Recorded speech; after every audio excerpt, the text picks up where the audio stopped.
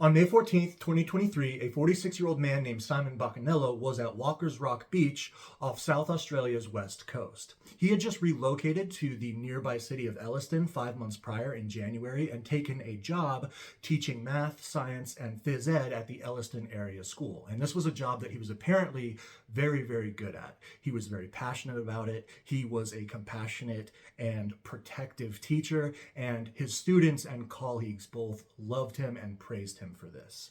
Something else he was passionate about was surfing, and that's why he was at the beach on this day. So just after 10 a.m., he's out about 33 meters or just over 100 feet offshore, and he's got, a dozen or so, maybe 15 people swimming and surfing around him when all of a sudden all the people out in the water, they hear this constant honking, and they look over and it's this guy in his car on the beach honking his horn just repeatedly without ceasing. And there's people on the beach waving and yelling and screaming, trying to get them in.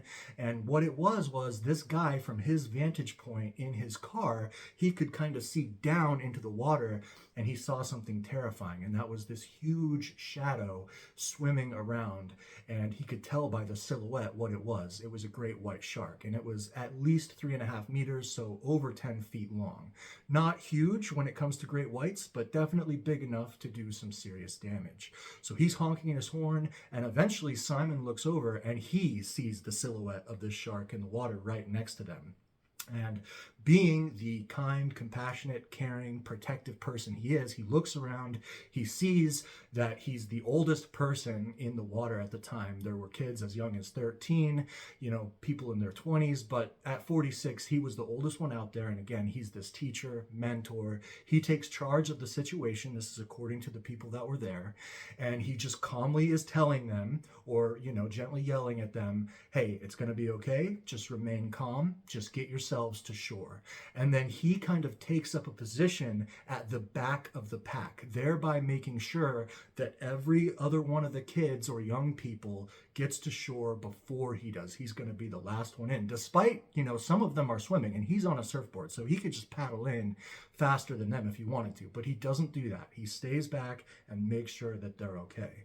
Well, when he does that, that great white shark took that opportunity to single him out, apparently, as a single target. And it circled around behind him and comes rocketing up behind him and launches this vicious attack. It's very quick. People didn't even report hearing him scream. It just grabbed him off his board and pulls him under the water. And then there's this violent thrashing in the water for a little bit. Then the board goes under the water, and then the board pops up, and then it seems like the shark might leave him alone, but then the board goes underwater again. So the shark comes back and hits him again. And then apparently the shark let him go again, judging by what they could see from the board. Although they can't see Simon's body, they can just see the shark kind of surfacing and going back down.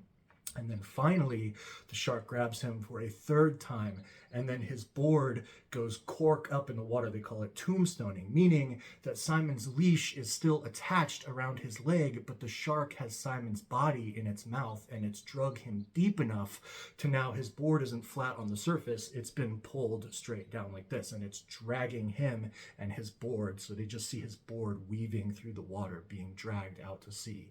And then eventually the board goes underwater, and they don't see the board again until about 10 or 15 minutes later, when about 500 meters, so way offshore now, the board comes corking back up again. But again, the board is not flat, so that shark still has Simon in its mouth, and it's just dragging him further out to sea. And then eventually that board goes underwater, they lose sight of it. Well, by this point, authorities had already been called. They were called pretty much immediately, and this massive search is launched.